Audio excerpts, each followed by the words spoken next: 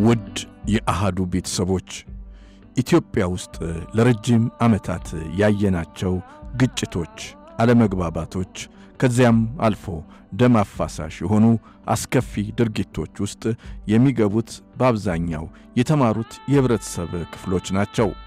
ሀገር ብዙ አውጥታባቸው የተማሩ እነርሱም በጊዜያቸው በአቅማቸው ተጠቅመው የተማሩት በፖለቲካ አለመግባባት ጽንፍ ለጽንፍ ሆነው የከረረ ጸብ ውስጥ ሲገቡ ይታያሉ። ይህ ለምን ሆነ?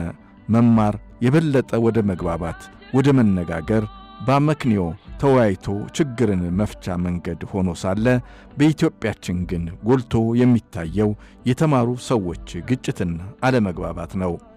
ትምህርታችንስ ምን ቢሆን ነው የማያግባባን? ችግሩ ምንድነው? በዛሬው ኢትዮጵያዊ ስንክሳራችን በዚህና በሌሎችም ርዕሰ ጉዳዮች ጥቂት ነጥቦችን እናወጋለን። ጥበቡ በለጠ ነኝ። ኢትዮጵያ በአንድ ወቅት በአፍሪካ ምድር የምትጠራበት ማንነት ነበራት። ይህም የተማሩ ታላላቅ ልጆች ያሏት የአፍሪካ ምድር ትባል ነበረ። ያን ዘመን ታዲያ በርካታ የአፍሪካ ሀገራት በቅኝ ገዢዎች መዳፍ ስር ውስጥ ሆነው በመከራ ሲዳክሩ በነበረበት ወቅት ነው። የአፍሪካ የጨለማ ዘመን ላይ የብርሃን ውጋጋን የሚታይባት ኢትዮጵያ ከወደ ምስራቅ የምታበራይቱ ፀሐይ ነበረች። የአፍሪካ ወጣቶችም የትምህርት ዕድል እየተሰጣቸው መጥተው የከፍተኛ ትምህርታቸውን የሚከታተሉት ኢትዮጵያ ውስጥ ነበረ። ኢትዮጵያ የአፍሪካ የትምህርትና የእውቀት ብሎም የነጻነት ምድር ሆና ታታግልም ነበረ።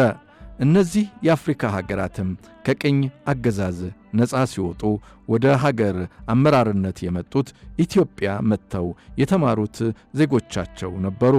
ለምሳሌ ዚምባብዌያውያንን ብንመለከት ወደ አዲስ አበባ ዩኒቨርሲቲ መጥተው ከተማሩት ዜጎች በተጨማሪ በኢትዮጵያ አየር መንገድ፣ በኢትዮጵያ ንግድ ባንክ፣ በኢትዮጵያ መድን ድርጅት በሌሎችም በርካታ ተቋማት ውስጥ ገብተው ተግባራዊ ትምህርቶችን የተማሩ ዚምባብዌያውያን በርካቶች ነበሩ።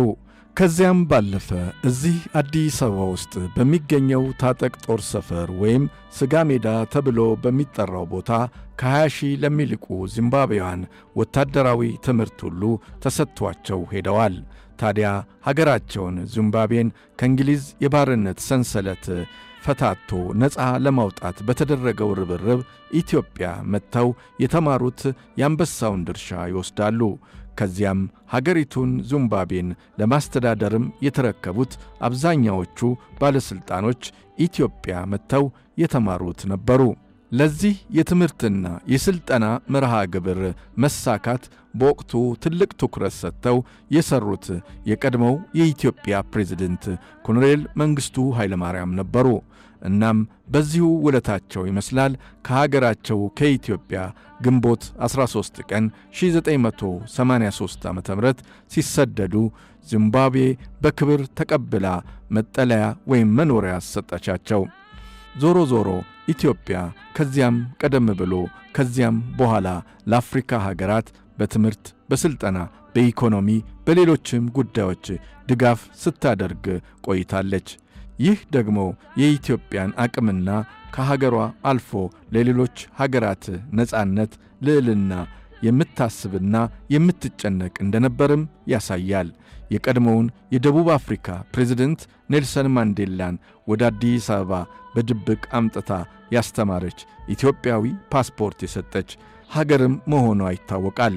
ኢትዮጵያ እዚህ ተዘርዝረው የማያልቁ አበርክቶዎችን ለአፍሪካ ሀገራት ብዙ ውለታ ሰርታለች። ጉዳዩ ታዲያ ለምንድን ነው የተማሩ ልጆች እርስ በርሳቸው መግባባት ያልቻሉት? በ2011 ዓ.ም ከኢትዮጵያ ፐብሊክ ዲፕሎማሲ አባላት ጋር ሆኜ ወደ ኡጋንዳ ካምፓላ ሄጄ ነበረ።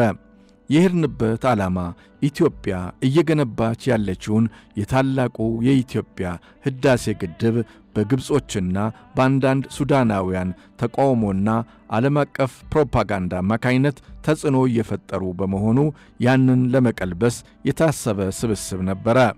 ያ የፐብሊክ ዲፕሎማሲ ቡድን ውስጥ በትምህርታቸው፣ በእውቀታቸው፣ በተጽዕኖ ፈጣሪነታቸው አንቱ የተባሉ ኢትዮጵያውያን ከተለያዩ የሙያ ዘርፍ ውስጥ ነበሩበት። እኔ የሄድኩበት ሚዲያ ወይም መገናኛ ብዙሃንን ወክዬ ነበረ። ታዲያ በዚያ ጉዞ ውስጥ የኡጋንዳውን ፕሬዝደንት ዮዌሪ ሙሴቬኒን የማግኘት ዕድል ገጥሞን ነበረ። በቤተ መንግሥታቸው ሳሎን ተጋብዘን ቁጭ ብለንም ጠበቅናቸው። ፕሬዝደንት ሙሴቬኒ መጡ። ከመቀመጫችን ተነስተን ተቀበልናቸው። እንድንቀመጥ ካዘዙን በኋላ ወደ መተዋወቁ ገባን። በወቅቱ በኡጋንዳ የኢትዮጵያ አምባሳደር የነበሩት ወይዘሮ ዓለም ፀሐይ መሠረት የመግቢያና የተሰበሰብንበትን እንዲሁም የመጣንበትን ዓላማ አስተዋወቁ። በነገራችን ላይ እኚህ የወቅቱ አምባሳደር በኡጋንዳና በአካባቢዋ ላይ የነበሩትን ኢትዮጵያውያን በማቀራረብ በብዙ ቅሬታዎች ውስጥ ሆነው ከሀገራቸው የተሰደዱትን ኢትዮጵያውያን ወደ ሀገራቸው እንዲገቡ በልማትና በሌሎችም ጉዳዮች ንቁ ተሳታፊ እንዲሆኑ በማድረግ ረገድ ወደር የሌላቸው አምባሳደር በመባል ኡጋንዳና በዚያ አካባቢ ባሉ ኢትዮጵያውያን ዘንድ ወይዘሮ ዓለም ፀሐይ መሠረት በጣም ይደነቃሉ። እናም አምባሳደር ዓለም ፀሐይ መሠረት ከኢትዮጵያ የመጣነውን የፐብሊክ ዲፕሎማሲ አባላት ራሳችንን ለፕሬዝደንት ዮዌሪ ሙሴቬኒ እንድናስተዋውቅ መድረኩን ከፈቱልን። ከፊት ረድፍ ላይ ከተቀመጡት ኢትዮጵያውያን መካከል ዛሬ በሕይወት የሌሉት እጅግ የተከበሩ የዓለም ሎሬት ዶክተር ጥበበ የማነ ብርሃን ባለባበሳቸው ድምቀት በተክለ ሰውነት ግስፈታቸውና ለዚያ መድረክ በብቁ ዝግጅታቸው የአዳራሹ ባለግርማ ሞገስ እንደነበሩ ዛሬም ዓይኔ ላይ ይመጣሉ። እናም ዶክተር ጥበበ የማነ ብርሃን ራሳቸውን ማስተዋወቅ ጀመሩ። አዳራሹ ጸጥ አለ።